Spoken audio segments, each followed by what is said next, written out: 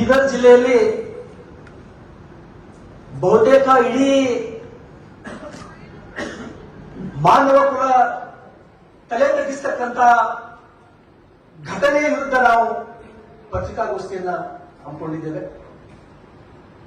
ನಮ್ಮ ಜಿಲ್ಲೆಯ ಅಧ್ಯಕ್ಷರು ಸೋಮನಾಥ್ ಪಾಟೀಲ್ ಅವರು ಅನೇಕ ದಶಕಗಳ ಹಿಂದೆ ನಡೆದಂತಹ ಅಜ್ಮೀರ್ನ ಪ್ರಕರಣವನ್ನ ಹೋಲಿಕೆ ಮಾಡಿ ಅವರ ವಿಚಾರವನ್ನ ವ್ಯಕ್ತಪಡಿಸಿದರು.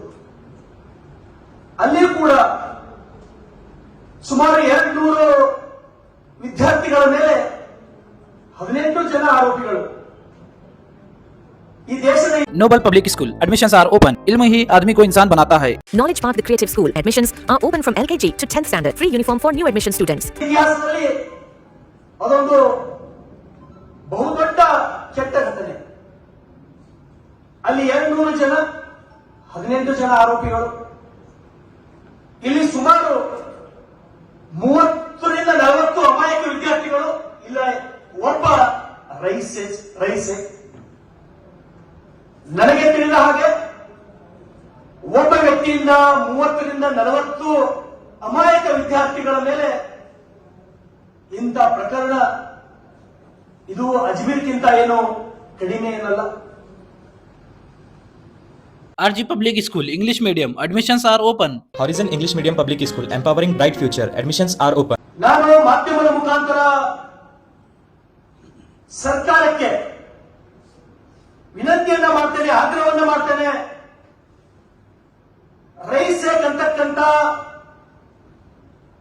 ಶಿಕ್ಷಕನ ಮುಖವಾಡವನ್ನು ಹಾಕಿಕೊಂಡಂತ ವಿಕೃತಗಾಮಿ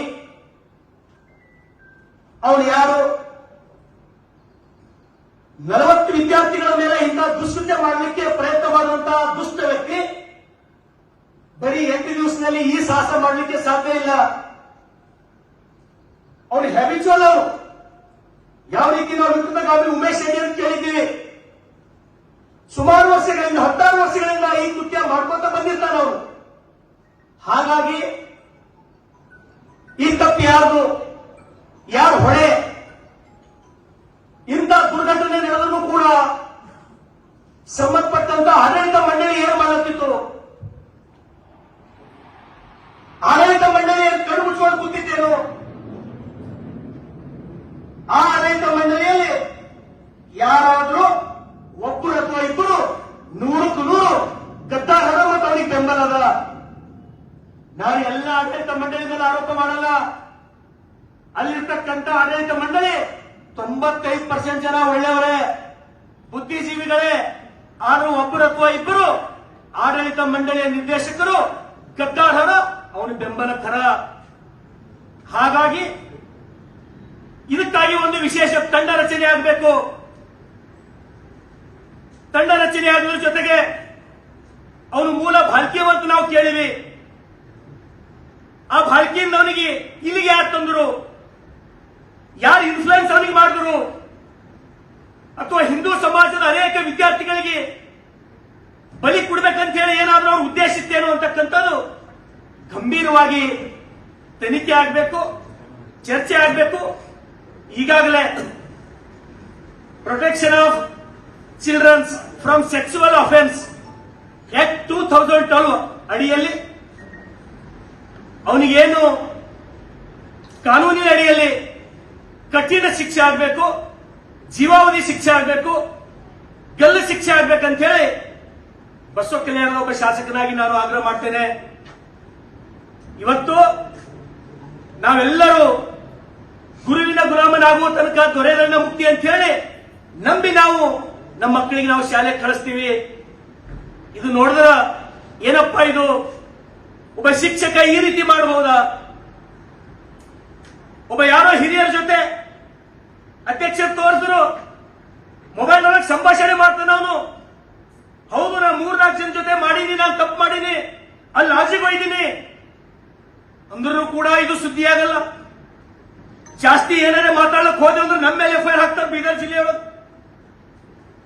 ಬಕ್ರೀದ್ ಸಮಯದೊಳಗ 40 ಆಕಳುಗಳು ಹೋಗಿ ಖಡ್ಗದಲ್ಲಿ ನಾನು ಹೊರಗೆ ತಂದ್ರ ನನ್ನೇನು ಸ್ವತಂತ್ರ ವ್ಯಕ್ತಿ ನನ್ನ ಮೇಲೆ ಎಫ್ಐಆರ್ ಮಾಡಿಸ್ದ. ಅಂತ ವಾತಾವರಣ ಈ ಜಿಲ್ಲೆಯೊಳಗ. ಸಾಮಾನ್ಯ ಜನ ಬದುಕಬಾರ್ದ ಈ ಜಿಲ್ಲೆಯೊಳಗ. ನಮ್ಮ ಮಕ್ಕಳು ಶಾಲೆಗೆ ಹೋಗ್ಬಾರ್ದ ಹಂಗಾದ್ರ, ನಮ್ಮ ಹೆಣ್ಮಕ್ಳಿಗೆ ನಾವು ಶಾಲೆಗೆ ಕಳಿಸಬಾರ್ದ ಇಂಥ ವಾತಾವರಣದೊಳಗ? ಹಾಗಾಗಿ ಮುಖ್ಯಮಂತ್ರಿಗಳಿಗೆ, ಗೃಹ ಮಂತ್ರಿಗಳಾದಂತ ಪರಮೇಶ್ವರ್ ಸಾಹೇಬರಿಗೆ ನಾನು ವಿನಂತಿಯನ್ನು ಮಾಡ್ತೇನೆ. ಸರ್, ತಾವು ಒಂದ್ಸಲ ಕೂಡಲೇ ಆ ಸ್ಥಳಕ್ಕೆ ಬರ್ರಿ. ಇದು ಸಣ್ಣ ಘಟನೆ ಅಲ್ಲ, ಇದು ಬಹುದೊಡ್ಡ ಘಟನೆ. ಈ ಪ್ರಕರಣವನ್ನು ಅತ್ಯಂತ ಗಂಭೀರವಾಗಿ ತಾವು ತೆಗೆದುಕೊಂಡು ತನಿಖೆ ಪ್ರಾರಂಭ ಮಾಡ್ರಿ, SIT ರಚನೆ ಮಾಡ್ರಿ. ಬರೀ ಒಬ್ಬ ರೈಸ್ ಏಕ್ನಿಂದ ಇದು ಮಾಡ್ಲಿಕ್ಕೆ ಸಾಧ್ಯ ಇಲ್ಲ. ಆಡಳಿತ ಮಂಡಳಿಯೊಳಗೆ ಯಾರೇ ಒಬ್ಬಿಬ್ರು ಅವ ಹಿಂದಿ ರೀತಿ ತಪ್ಪು ಮಾಡಿದ್ರು ಅವನು ಬೆಂಬಲಕ್ಕೆ ನಿಂತು ಅವನಿಗೆ ಉಳಿಸ್ತಕ್ಕಂತ ಕೆಲಸ ಮಾಡ್ಯಾರ. ಅಲ್ಲಿ ಸಾಕಷ್ಟು ಜನ ಒಳ್ಳೆಯವರು ಹೊರ, ಒಳ್ಳೆಯವರಿದ್ದವರು ತಪ್ಪು ಭಾವಿಸಬಾರ್ದು. ಯಾವ ನಿರ್ದೇಶಕ ತಪ್ಪು ಮಾಡಿ ಅವನು ಬೆಂಬಲಕ್ಕೆ ನಿಂತಾನ ಅವನಿಗೂ ಕೂಡ ಶಿಕ್ಷೆ ಆಗ್ಬೇಕು.